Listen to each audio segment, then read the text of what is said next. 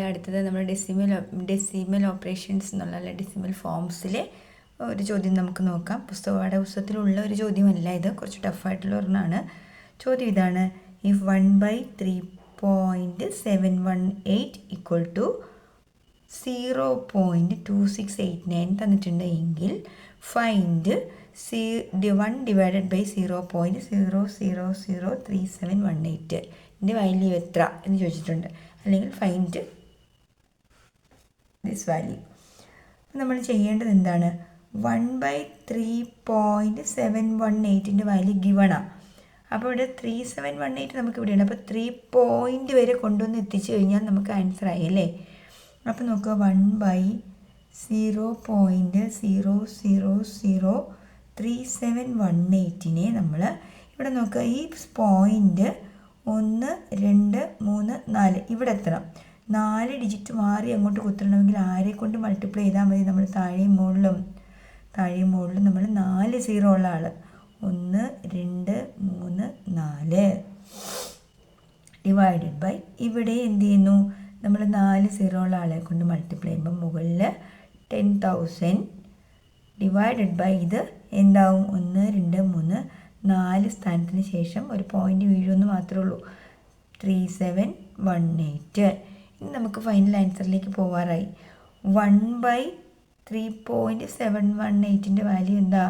0.2689. അപ്പം 10,000 ഇൻറ്റു 0.2689 എഴുതാമല്ലോ. അപ്പോൾ നോക്കുക, വീണ്ടും 10,000 എന്ന് വെച്ചാൽ 4 സീറോ ഉള്ള ആളെ കൊണ്ട് ഗുണിക്കുമ്പോൾ ഈ പോയിൻ്റ് അങ്ങോട്ട് പോകും ഇങ്ങോട്ട് പോകും. So our final answer is 2689, 2689 കിട്ടും. ഓക്കെ, ഇതൊക്കെ ഡെസിമൽ ഓപ്പറേഷനിലൊക്കെ ഇങ്ങനെ നമ്മൾ കുഴപ്പിക്കുന്ന വിവിധ തരത്തിലുള്ള ചോദ്യങ്ങൾ ചോദിക്കാൻ സാധ്യതയുണ്ട് കേട്ടോ USSൽ. അടുത്തൊരു ചോദ്യം, 0.04 ഇൻറ്റു ഡാഷ് ഈക്വൽ ടു 0.0016. അപ്പോൾ ഡാഷിൻ്റെ അവിടെ വേണമെങ്കിൽ നമുക്ക് എക്സ് കൊടുക്കാമല്ലോ.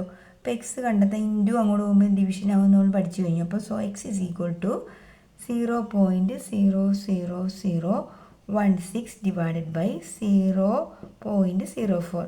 അപ്പം ഇവിടെ പോയിൻറ്റിന് ശേഷം 2 പേര്, പോയിൻറ്റിന് ശേഷം 1 2 3 4 5 പേര്. അപ്പോൾ നമ്മളൊരു 2 രീതി ചെയ്യാം. നമുക്ക് കുറച്ച് സിമ്പിളായിട്ടുള്ള രീതിയിൽ തന്നെ ചെയ്തേക്കാം.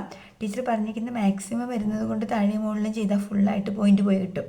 പക്ഷേ അതിന് കുറച്ച് എളുപ്പം ഇവിടെ 2 അല്ലേ, ഇവിടെ 2 സാധനം ഉള്ളതുകൊണ്ട് നമ്മൾ 100 കൊണ്ട് മൾട്ടിപ്ലൈ ചെയ്താൽ ഇതെന്തായി മാറും?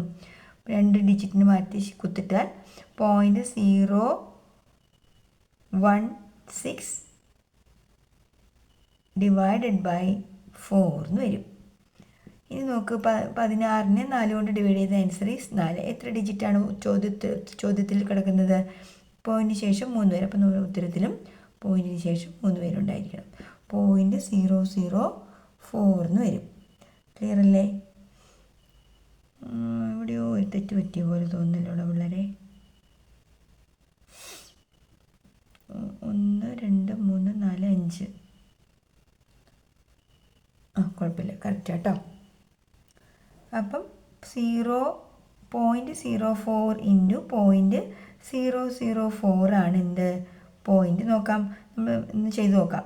ഇങ്ങനെ സീറോസ് വരുമ്പോൾ നമ്മൾ എന്ത് ചെയ്യണമെന്ന് പറഞ്ഞ് ജസ്റ്റ് നമ്പേഴ്സ് തമ്മിൽ മൾട്ടിപ്ലൈ ചെയ്യുന്നു. 4 4s are 16 എഴുതുന്നു. പോയിൻറ്റിന് ശേഷം ഇവിടെ 3 ഇവിടെ 2. അപ്പോൾ എത്ര സ്ഥാനം വേണം? മൊത്തം 5 സ്ഥാനം. 1 2 3 4 5 സ്ഥാനങ്ങൾക്ക് ശേഷം കുത്തിട്ടാൽ മതിയോ? കറക്റ്റ് ആ ഉത്തരം തന്നെ കിട്ടിയത് കണ്ടോ? ഇതുപോലെയുള്ള ചോദ്യങ്ങളൊക്കെ നമുക്ക് പ്രതീക്ഷിക്കാമേ.